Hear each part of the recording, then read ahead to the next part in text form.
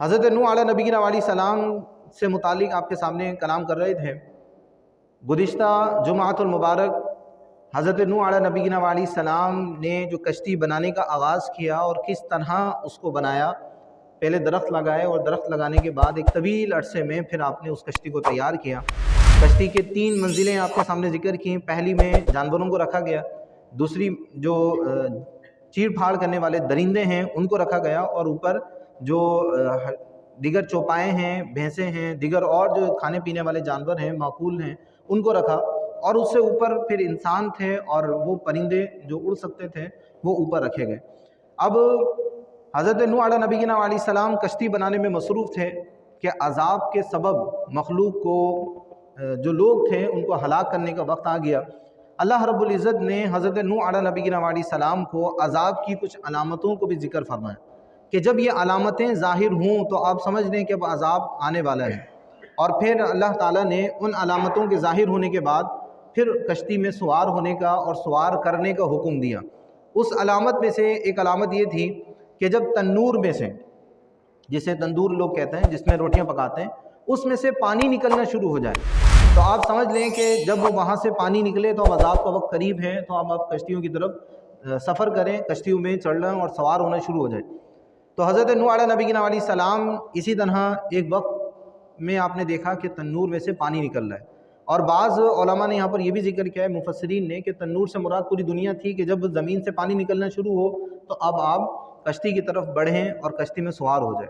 تو بہرحال اس میں ایک قول یہ بھی ہے کہ جو روٹی پکانے والا تنور ہے وہی مراد ہے کہ جب اس میں سے آپ پانی نکلتا ہوا دیکھیں تو آپ کشتی میں سوار ہونے کی تیاری کریں۔ تو اب کشتی میں حضرت نوح علیہ نبینا علیہ السلام نے 3 طرح کی چیزوں کو سوار کیا، یعنی 3 طرح کے افراد تھے یا 3 طرح کی چیزیں تھیں۔ ان میں سے کچھ جانور تھے جن کا تذکرہ کیا، اور کچھ اپنے گھر کے لوگ تھے، اور کچھ مومنین تھے جو حضرت نوح علیہ نبینا علیہ السلام پر ایمان لائے۔ تو اللہ رب العزت نے نر اور مادہ یعنی ایک جوڑی کو کشتی میں سوار کرنے کا حکم دیا کہ آپ نر اور مادہ ایک جوڑی سوار کریں، ایسی جوڑی کہ جو بچے دے سکتی ہو، یا پرندے ہوں تو وہ انڈے وغیرہ دے سکتی ہوں۔ تو حضرت نوح علیہ نبینا علیہ السلام سیدھے ہاتھ سے نر جانور کو کشتی میں سوار کرتے تھے اور الٹے ہاتھ سے مادہ کو سوار کرتے تھے۔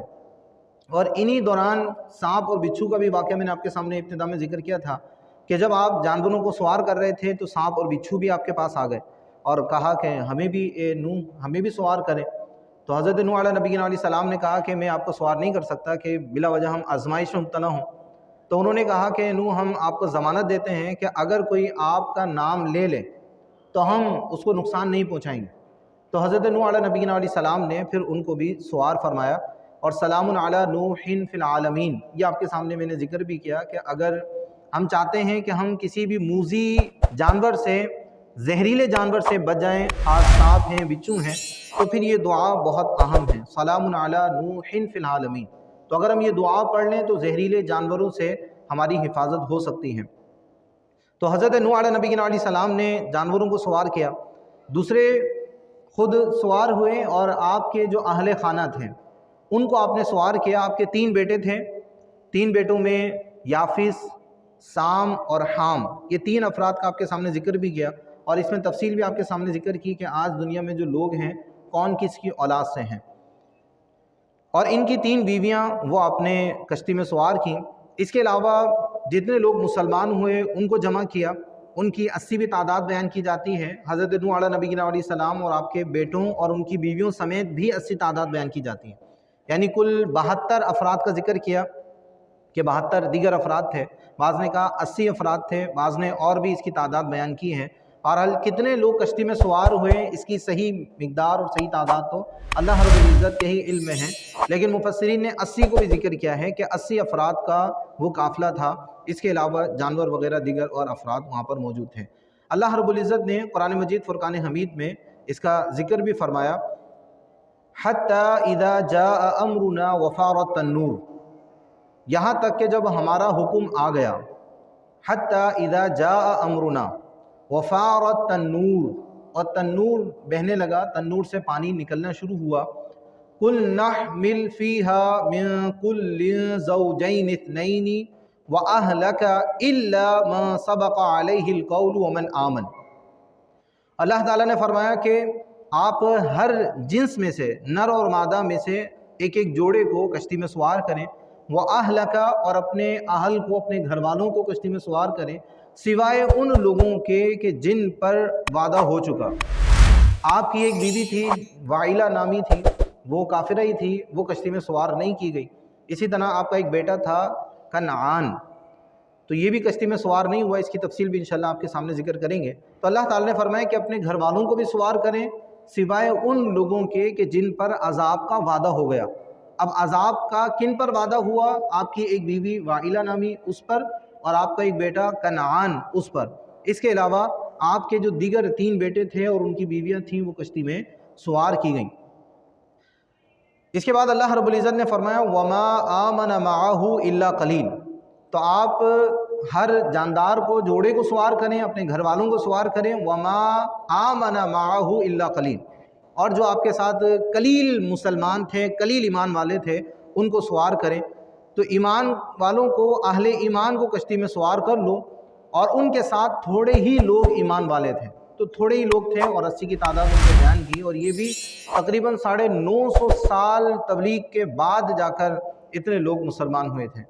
सूरह मुमिनून में भी अल्लाह रब्बुल इज़्ज़त ने इसका जिक्र फरमाया वअौहैना इलैहि अनिस्नइल फुल्का बिअयुनिना ववहीना, और हमने उसकी तरफ वही भेजी कि हमारी निगाह के सामने और हमारे हुक्म से कश्ती बनाओ। फ़इज़ा जाअ अमरुना, फिर जब हमारा हुक्म आ गया, हुक्म से मुराद अजाब का फैसला आ गया। वफ़ार तन्नूर, और तन्नूर से पानी बहने लगा, तन्नूर उबलने लगा।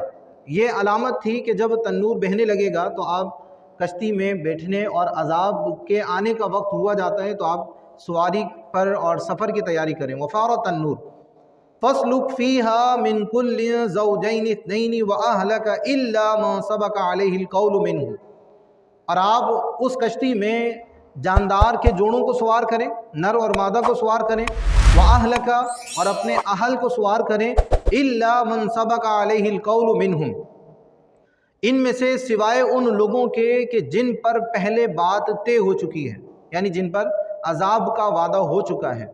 वला तुखातिबनी फिल लदीन ज़लमू, और ए नू तुम जालिमों से मुतालिक हमसे कलाम ना करना, उनकी सिफारिश ना करना।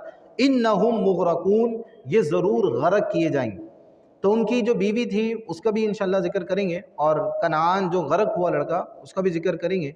इसके अलावा और क्या क्या हालात और वाक़यात हुए, फिर ये जब ये कश्ती चली तो फिर ये कितने अरसे तक जारी रही, कितने अरसे तक इनका सफ़र रहा, इसकी तफसील भी इंशाअल्लाह आपके सामने बयान करेंगे।